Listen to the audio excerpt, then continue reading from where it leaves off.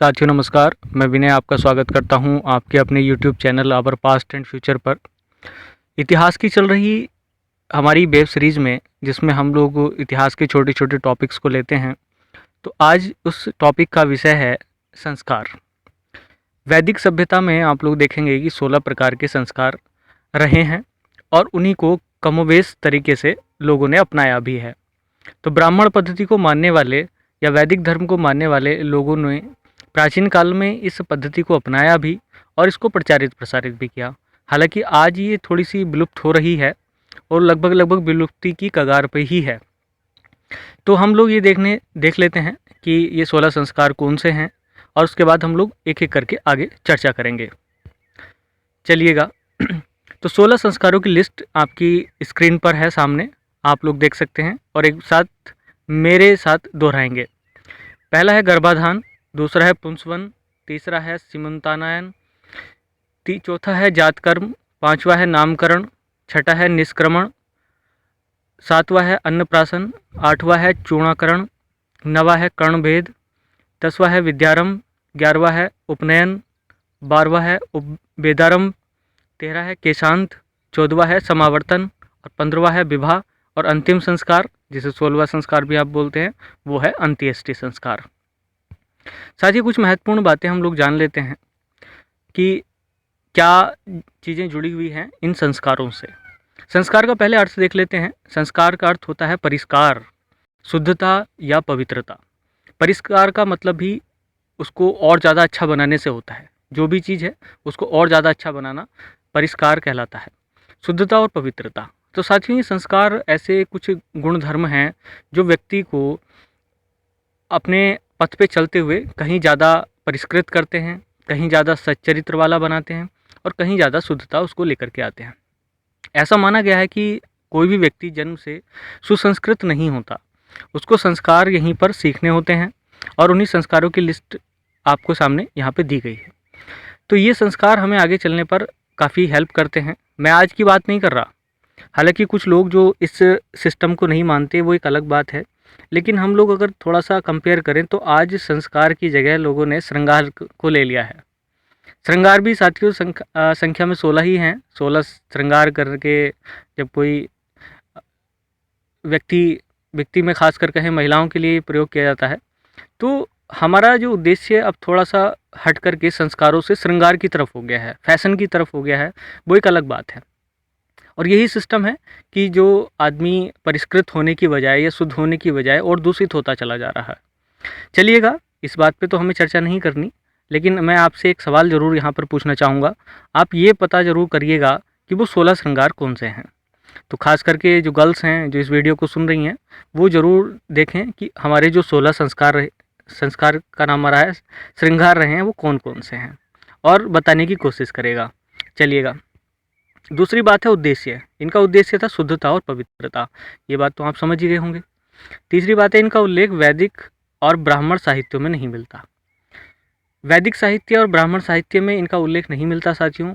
बाद के जो ग्रंथ हैं, जब सूत्र काल आता है, आप पढ़ेंगे अभी हम लोग वैदिक काल स्टार्ट करने से पहले इन छोटे टॉपिक्स को ले रहे हैं, क्योंकि इन टॉपिक्स को करने के बाद हमें वैदिक काल समझने में ज़्यादा आसानी हो जाएगी। और उसके बाद जो छोटे छोटे काल है, मैं एक ट्रांजिशन सिस्टम यहाँ पे बनाऊँगा जिसमें हम लोग वैदिक काल से लेकर के बुद्ध काल तक का एक ट्रांजिशन जोन पढ़ेंगे और कैसे कैसे परिस्थितियाँ बदली वो सब सीखेंगे। तो विशेष तौर करके गृह सूत्र मिलेगा आपको। तो गृह सूत्र में घर से जुड़ी हुई जितनी बातें थी, क्योंकि संस्कार लोगों को घर से ही मिलते थे पहले, इसीलिए ये इम्पोर्टेंट है। अगला है सूत्रों में इनका विधान वास्तविक रूप में पाया गया है। तो साथियों मैंने बता ही दिया, सूत्रों में भी गृह सूत्र खास करके जिसमें इस बात की चर्चा की गई है। अलग अलग जगहों पर इनकी संख्या अलग अलग मिलती है। ये बात भी आपको थोड़ी सी ध्यान रखनी है कि सब जगह 16 संस्कार नहीं मिलते, लेकिन फाइनली स्मृतियों में इनकी संख्या 16 मान ली गई है। बाद में इनकी संख्या 16 स्वीकार कर ली गई, ये बात हो ही गई है। अब हम चलते हैं आगे की तरफ। साथियों जो पहला संस्कार है वो है गर्भाधान। गर्भाधान से जुड़ी हुई कुछ बातें हम लोग देख लेते हैं यहाँ पर। ये जीवन का प्रथम संस्कार है और ये हमारे जीवन के शुरुआत में ही, जब हम लोग पैदा भी नहीं होते तब ये संस्कार हो जाता है। तो जन्म से पूर्व होता है, ये बात आपने यहीं से देख ही ली। पति की मृत्यु पर क्योंकि गर्भाधान आप समझते हैं कि गर्भ धारण करना, जब कोई बच्चा गर्भ धारण करता है, गर्भ में आता है, तो उस समय ये संस्कार किया जाता है। अगर किसी वजह से ऐसा हो जाए कि पति की मृत्यु हो जाए, तो प्राचीन काल में ये व्यवस्था थी कि वो उस पति के छोटे भाई या फिर सगोत्र किसी व्यक्ति से जिसका गोत्र समान हो, उससे संबंध स्थापित कर सकती थी। ऐसा क्यों इसलिए किया जाता था क्योंकि उस समय पुत्र प्राप्ति एक विशेष लक्षण था, और पुत्र प्राप्ति की वजह से ही व्यक्ति पितृ ऋण से मुक्त हो सकता था। तो ये इसके विशेष प्रावधान है। तो देखो, अब अगली लाइन यही है, पितृ ऋण से मुक्ति का मार्ग। साथियों, ये संस्कार इसलिए इम्पोर्टेंट था क्योंकि यहाँ पितृ ऋण से मुक्ति का प्रावधान था। तो जिन लोगों ने अभी हमारी पिछली वीडियो नहीं देखी है, वो लोग देख लीजिएगा। पितृ ऋण इस प्रकार के 3 ऋणों में घिरा हुआ व्यक्ति होता है जो गृहस्थ आश्रम में उनसे मुक्ति पाने के प्रयास करता है। अब अगला संस्कार है पुंसवन। गर्भाधान के तीसरे माह में होता है, क्योंकि आपको पता है कि गर्भावधि 9 महीने की होती है, और उसके बाद जो भी संतान उत्पत्ति होती है वो आगे की तरफ अपना जीवन चलाती है। तो गर्भाधान के तीसरे माह में ये किया जाता है। उद्देश्य होता है इसका पुत्र प्राप्ति। तो जो भी आडंबर कह लीजिएगा किए जाते हैं, वो इस कामना से किए जाते थे कि पुत्र प्राप्ति हो। साथियों, पहले भी बात हो चुकी है, पुत्री को उतना महत्व नहीं दिया गया। पुत्र प्राप्ति का उद्देश्य विशेष रहता था, क्योंकि वो वंशावली को आगे चलाने की बातें होती थी उसके बारे में। साथ ही परिवार और राष्ट्र का कल्याण होता था, क्योंकि आपको पता है कि कोई भी परिवार को आगे ले जाने के लिए पुत्र का होना जरूरी था, और राष्ट्र को चलाने के लिए किसी भी राजा का होना। और ये दोनों ही बातें उस समय पुरुषों से जुड़ी हुई थी, और इसलिए ये जो संस्कार थे दोनों इम्पोर्टेंट हो जाते थे। नोट पॉइंट में डालता चल रहा हूँ नीचे, आप पढ़ लीजिएगा। प्रथम 3 संस्कार मनुष्य के जन्म से पूर्व ही किए जाते थे। ये खास बात है साथियों, व्यक्ति के जन्म होने से पहले ही 3 संस्कार उसके कर दिए जाते थे। तो ये खास बात है, आपको पॉइंट याद रखना है। आगे चलिएगा। तीसरा संस्कार जो होता है सीमांतोन्नयन। तो इसमें कौन कौन सी बातें हैं? गर्भाधान के 4थे से 8वें मास तक किया जाता है। तो ये तीसरा संस्कार है साथियों। और उद्देश्य क्या था इसका? गर्भवती स्त्री के शरीर को प्रेत आत्माओं से बचाना। ये भी प्राचीन काल से एक बड़ा भारी भ्रम रहा है। भ्रम कह लीजिएगा, या जो आप लोग कहना चाहें वो कह लीजिएगा, कि प्रेत आत्मा का संबंध पहले से ही माना जाता रहा है। तो उसको बचाने के लिए, गर्भस्थ शिशु को और माता को बचाने के लिए ये प्रयोग सामान्य तौर से किए जाते थे। इसमें अंदर क्या प्रोसेस होती थी संस्कारों में साथियों, वो मैं आपको विशेष तौर से नहीं बता रहा, क्योंकि वो हमारा उद्देश्य नहीं है। हम लोग यहाँ पे जो भी सीख रहे हैं वो एग्ज़ाम पर्पस से उद्देश्य से किया जा रहा है। तो आप लोग भी इतनी ही बात को ध्यान दें। अगला जो था संस्कार चौथा, वो था जात कर्म। जात कर्म आप समझ सकते हैं। इसमें जो संस्कार होता था वो शिशु के जन्म के समय होता था, और जन्म के साथ ही आप देखते हैं माता और शिशु के स्वस्थ जीवन की कामना की जाती थी। दोनों शिशु जो भी हो, चाहे वो स्त्री हो या पुरुष, महिला हो या पुरुष, जो भी आप कहना चाहें, तो उस शिशु को और उसकी माता को अच्छी देखभाल के लिए ये सारी काम किए जाते थे। साथियों, आज भी काफ़ी आप लोग देखते हैं इधर उधर प्रसूता और उसके बच्चे, उसके स्वास्थ्य को लेकर के सरकार भी बहुत सारे कार्यक्रम चला रही है। तो उस ज़माने में भी होता क्या था कि महिला को विशेष देखभाल की ज़रूरत होती थी, और साथ ही बच्चे को, तो उसके लिए जातकर्म संस्कार भली भांति किए जाते थे। तो ये बात भी हमें सीखनी है। नामकरण में कुछ चीज़ें देख लेते हैं। बच्चे के जन्म के 10वें या 12वें दिन इसको किया जाता था। अब नाम आप अच्छी तरीके से समझते हैं। एक ऋषि रहे हैं बृहस्पति, उन्होंने स्मृति भी लिखी है। इनके अनुसार नाम ही लोक व्यवहार का प्रथम साधन है। तो आपको पता ही है, जो पहला भी काम होता है कि कोई व्यक्ति जिस चीज़ से जाना जाता है वो उसका नाम ही होता है। हालांकि वो कर्मों पर निर्धारित होता है, ये बात अलग है, लेकिन उसको जो सबसे पहले पहचान मिलती है वो उसके नाम से मिलती है, ऐसा कहा गया है। अगला संस्कार है निष्क्रमण। निष्क्रमण का मतलब होता है घर से निकलना। जैसे आपने महात्मा बुद्ध का भी पढ़ा होगा, महाभिनिष्क्रमण, वैसे ही है। तो बच्चे के जन्म के 3रे या 4थे माह में किया जाता था। पहली बार घर से इसको बाहर निकाला जाता था और सूर्य के दर्शन कराए जाते थे। तो ये महत्वपूर्ण संस्कार था, और इससे आप कुछ चीज़ें सीख सकते हैं। आज भी बाहरी की जाती है, बाहरी निकाली जाती हैं, आप लोगों ने देखा होगा। वो टाइमिंग भले से गलत हो गई हो, लोग आगे पीछे निकाल लेते हों एक अलग बात है, लेकिन बाहरी का मतलब होता है कि जब बच्चे को पहली बार बाहर की तरफ ले जाया जाता था। अन्नप्राशन, अन्नप्राशन का वैसे ही नाम पता चल रहा है, जन्म के छठे माह में जब बच्चा 6 महीने का हो जाता था तो तब अन्नप्राशन।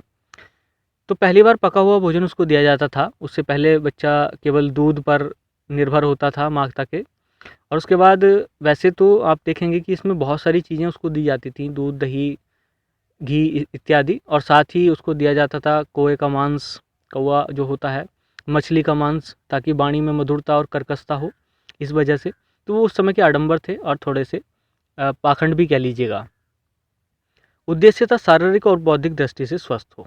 तो इस तरीके से, क्योंकि हर चीज़ में, हर वस्तु में या हर पदार्थ में हर चीज़ उपलब्ध नहीं होती, तो उसी उद्देश्य से अलग अलग प्रकार के भोज्य पदार्थों को बच्चे को दिया जाता था, जिससे उसकी शारीरिक और बौद्धिक दोनों तरीके से स्वस्थता रहे। अगला जो संस्कार है वो है चूर्णाकरण संस्कार। चूर्णाकरण आप अच्छी तरीके से समझ सकते हैं, जन्म के प्रथम वर्ष की समाप्ति पर या तीसरे वर्ष की समाप्ति पर ये किया जाता था, जिसे बोलते हैं आप लोग मुंडन। तो मुंडन मतलब आप देखते हैं कि जब बच्चे के बाल वाल बढ़ जाते हैं, उसके बाद उसकी कटाई छटाई वो सारी चीज़ें होती थी। और इसका उद्देश्य क्या था? बच्चे को स्वच्छता और सफाई का ज्ञान कराना। क्योंकि साथियों, अभी हम लोग जितने संस्कारों को पढ़ रहे हैं, मैं उनकी एक साइकोलॉजिकल व्याख्या नहीं कर रहा हूँ। साइकोलॉजिकल व्याख्या का मतलब ये है कि हमें हर संस्कार का एक विशेष उद्देश्य जानना होता था। जैसे यहाँ पर आप देख रहे हैं, बच्चे को स्वच्छता और सफाई का ज्ञान कराना, ये, और बुरी और अजीब चीज़ों से बचने के लिए अलग अलग प्रकार के संस्कार, तो ये सारी चीज़ें अपने आप में स्पेशल थीं। तो इनका उद्देश्य व्यवहारिक ज्ञान ही कराना था। चूड़ाकरण का समय अलग भी हो सकता था। वैसे साथियों, आगे जो संस्कार हैं वो आप देखेंगे कि इनको अलग अलग समय पर लोगों द्वारा अपने हिसाब से कराया जाता था। आज भी ऐसे ही सिस्टम है, कोई कभी करा लेता है, कोई कभी, लेकिन होना चाहिए। कर्णवेद, ये आप नाम से ही समझ रहे होंगे। जन्म के लेकर 5वें वर्ष तक समय के विषय में मतभेद है, मैं ऐसे आगे भी बता रहा हूँ। लेकिन कर्णवेधन संस्कार विशेष तौर से किया जाता था, जिसमें कानों का भेदन होता था, और इसमें संतान चाहे महिला हो या पुरुष, दोनों के ही कर्ण छेद किए जाते थे। इसका उद्देश्य होता था बच्चे को भविष्य में सुखी रखना। अब क्या आप ये समझ सकते हैं कि बच्चा कैसे सुखी हो सकता है? तो साथियों, इसके पीछे बहुत सारे लॉजिक हैं जो उस समय वैदिक काल में दिए गए। तो उन लॉजिक्स को हमें यहाँ पे चर्चा नहीं करनी। जो सवाल यहाँ से बन करके आते हैं वो छोटे छोटे और बड़े टिपिकल होते हैं। तो आप लोगों को सिर्फ ये कुछ बातें समझनी है, तो ये चीज़ें देख लीजिएगा। उसके बाद है विद्यारंभ। ये बात हम पहले भी कर चुके थे। विद्या का होना बहुत ज़रूरी है विद्यार्थी के लिए, और ये जन्म के 5वें वर्ष या उपनयन संस्कार के पूर्व किया जाता था। साथियों, उपनयन संस्कार एक अपने आप में यूनिक संस्कार था वैदिक सभ्यता में, वैदिक संस्कृति में। लेकिन उससे पहले ही एक विद्यारंभ संस्कार हो जाता था, क्योंकि विद्या वो चीज़ है जिसको हम पहले भी देख चुके हैं, हमारे पिछली वीडियो में आप देख चुके होंगे। विद्या को हम लोग अपने जो स्टूडेंट कॉर्नर में देख रहे हैं, प्लेलिस्ट में आपको मिल जाएगी, तो वहाँ आप लोग देख सकते हैं। विद्या का उद्देश्य होता है कि अच्छे और बुरे का पहचान कराना। तो साथियों, अच्छे और बुरे की पहचान कराना भी एक संस्कार है। तो अगर ये संस्कार आपका है तो बहुत अच्छी बात है, नहीं तो आप लोग खुद समझ सकते हैं। उद्देश्य था बुद्धि और ज्ञान में वृद्धि। ये तो होना ही था। अगर हम लोग ये समझ पाएँ, और काश ये समझ पाएँ कि हमारे लिए क्या सही है और क्या गलत, तो हमसे बेहतर शायद कोई नहीं होगा। और ये मनुष्य की, पूर्ण मनुष्य की एक खास पहचान है। चलिएगा आगे की तरफ चलते हैं। नोट पॉइंट, विद्यारंभ को अक्षरारंभ संस्कार भी कहा जाता था, क्योंकि उसमें दोनों ही चीज़ें होती हैं। विद्या में जो हमारी शिक्षा होती है, क ख ग घ या ABCD जो आप कहना चाहें, वो भी यही या इसी का पार्ट होती है। तो वो चीज़ें आपको यहाँ पर देख लेनी है। अगला है उपनयन संस्कार। तो उपनयन में देखेंगे आप, बालक पूर्ण ज्ञान प्राप्त करने का अधिकारी बन जाता है। तो ये जो सांसारिक शिक्षा है, किताबी शिक्षा है, वो तो एक अलग प्रकार की थी। लेकिन अब उसको बड़ी जो बातें हैं उनको समझने की योग्यता होती थी उपनयन संस्कार। और इसी उपनयन संस्कार के बाद जो पूर्ण ज्ञान के लिए, जिनको उस समय कहा जाता था वेद ज्ञान, उसका प्रारंभ हो जाता था इसके बाद। तो ये एक योग्यता थी कह लीजिएगा। अलग अलग आयु का निर्धारण, सभी के लिए अलग अलग आयु थी। वैसे तो उपनयन संस्कार शूद्रों का नहीं होता था, लेकिन जो ऊपर के 3 तबके बसते थे, ब्राह्मण, क्षत्रिय और वैश्य, उनका ये उपनयन संस्कार किया जाता था और सभी के लिए अलग अलग आयु का निर्धारण किया गया था। उद्देश्य शैक्षणिक ही था, क्योंकि शिक्षा देनी थी और आगे हायर एजुकेशन के लिए या उच्च ज्ञान जिसे आज आप लोग हायर एजुकेशन बोल रहे हैं, उसके लिए ये काम होता था, क्योंकि वेद पाठन सभी के लिए अनिवार्य नहीं था। कुछ लोग इस बात को भी थोड़ा सा भ्रमित होकर के देखते हैं कि उस समय पढ़ने का अधिकार नहीं था लोगों को, शूद्रों को। ऐसा नहीं था। सारे संस्कार का मतलब ये है कि उस समय वेद पाठ का, जो हायर एजुकेशन उस समय मानी जाती थी, उसका अधिकार नहीं था, और बाकी जो शिक्षा होती थी वो सभी लोग सीखते थे। आप लोग बहुत सारे उदाहरण पढ़ेंगे इतिहास में जो ऐसे हैं कि उनको अच्छी शिक्षा दी गई है। चलिएगा, यज्ञोपवीत धारण करता था। तो इस समय होता क्या था कि यज्ञोपवीत आप देखते हैं 3 धागे से होते हैं, जो सत और रज और तम, इन 3 चीज़ों को दर्शाते हैं, और इसको धारण करने वाला व्यक्ति उपनयित होता है। उसके बाद होता था वेदारंभ। ये तो आप पढ़ ही रहे हैं, क्योंकि ये हायर एजुकेशन थी उस समय की। प्रथम उल्लेख इसका मिलता है व्यास स्मृति में, ये पॉइंट आपको याद रखना है। वेदों का आरंभ किया जाता था गायत्री मंत्र के साथ। साथियों, आप कमेंट बॉक्स में ये लिख करके बताएं कि गायत्री मंत्र का जो उल्लेख है वो ऋग्वेद के किस मंडल में है और इसके संकलनकर्ता कौन है। तो आप लोगों को ये बताना है, और रचयिता कह लीजिएगा, तो वो कौन है ये आपको कमेंट बॉक्स में जानकारी देनी है। चलिएगा, ये संस्कार केवल द्विज के लिए ही होते थे। तो साथियों, मैंने आपको बता दिया, द्विज में जो आते थे वो ब्राह्मण, क्षत्रिय और वैश्य, और शूद्रों के लिए नहीं होता था। तो ये बात आपको ध्यान रखनी है। अगला संस्कार था केशांत। केश बाल होते हैं, अंत का मतलब काटने से होता है। प्रथम बार दाढ़ी मूछ बनाई जाती थी, और ये कुछ ऐसा कैसा है जैसे चूड़ाकर्म संस्कार। तो ये और ज़्यादा मतलब हाई स्टैंडर्ड पे कह लीजिएगा साथियों, क्योंकि उस समय बचपन में सर पे ही बाल होते हैं, नीचे नहीं। तो दाढ़ी वाड़ी साफ़ करने के लिए ये सारी चीज़ें आप समझ सकते हैं। इसे गोदान संस्कार भी कहा जाता था, इसलिए क्योंकि इस संस्कार के बाद गाय दान की जाती थी विद्यार्थी द्वारा अपने गुरु को। 1 वर्ष का कठोर अनुशासन का पालन करना होता था साथियों, क्योंकि ये ऐसा भी संस्कार था जो उसकी शिक्षा की पूर्णता की तरफ इशारा करता था, और जैसे ही शिक्षा उसकी समाप्त होती थी तो फिर व्यक्ति अपने ब्रह्मचर्य आश्रम को छोड़ करके गृहस्थ आश्रम में प्रवेश कर जाता था। और जो अगला संस्कार है समावर्तन संस्कार, ये आप लोग देखेंगे, इस पे हमने पहले भी चर्चा की है। इसका उद्देश्य था शिक्षा प्राप्त करके घर वापस आना। साथियों, इसको एक नाम और दिया जाता है, इसे स्नान संस्कार भी कहा जाता था। तो जब व्यक्ति की शिक्षा पूर्ण हो जाती थी तो उसको एक स्नान कराया जाता था, और उसी स्नान के बाद उस व्यक्ति को कहा जाता था स्नातक, जिसे आज आप लोग ग्रेजुएट बोलते हैं। तो उससे आप समझते हैं कि इंटर के बाद हायर एजुकेशन शुरू हो ही जाती है। तो ये हायर एजुकेशन की समाप्ति का ही प्रतीक था, और अपने 25 साल के जीवन काल में व्यक्ति अपनी लोअर एंड हायर एजुकेशन पूरी करके घर की तरफ वापस आता था। यह एक अनुमति होती थी गृहस्थ आश्रम में प्रवेश की। तो आप समझ सकते हैं साथियों, हम पहले भी पढ़ चुके हैं कि 2 प्रकार के ब्रह्मचारी होते थे, उपकुर्बान और नैष्ठिक। वो हमारी आप पिछली वीडियो में देख सकते हैं। तो यहाँ जो व्यक्ति घर पर जाना चाहते थे वो घर चले जाते थे, और जो आजीवन शिक्षा ग्रहण करना चाहते थे गुरुजी के साथ, तो वो ग्रह मतलब वहीं पर गुरुजी के साथ रह करके शिक्षा करते थे। तो यहीं पर विद्यार्थी जीवन का ब्रह्मचर्य पूरा हो जाता था। चलिएगा, विवाह संस्कार। अब साथियों, आप देखेंगे कि पिछले जो 14 संस्कार हैं वो हमारे 25 साल तक ही कंप्लीट हो गए। यानी कि जीवन पथ पर चलने के लिए जितनी भी चीज़ों की आवश्यकता होती थी वो सारे संस्कार हमें पहले ही दे दिए जाते थे, और उन्हीं संस्कारों के साथ ही हम लोग आगे अपना जीवन व्यतीत करते थे। अब अगला जो गृहस्थ आश्रम है उसमें पहला संस्कार है विवाह संस्कार का। तो ये महत्वपूर्ण संस्कार है, 25 वर्ष की आयु पूर्ण करने पर ये किया जाता था। 8 प्रकार के विवाह माने गए हैं, इसको हम लोग अपने अगले वीडियो में लेंगे। तो 8 प्रकार के विवाह को देखने के लिए आप अगले वीडियो का इंतज़ार करिएगा। फिलहाल आप ये वीडियो पे ध्यान दीजिएगा।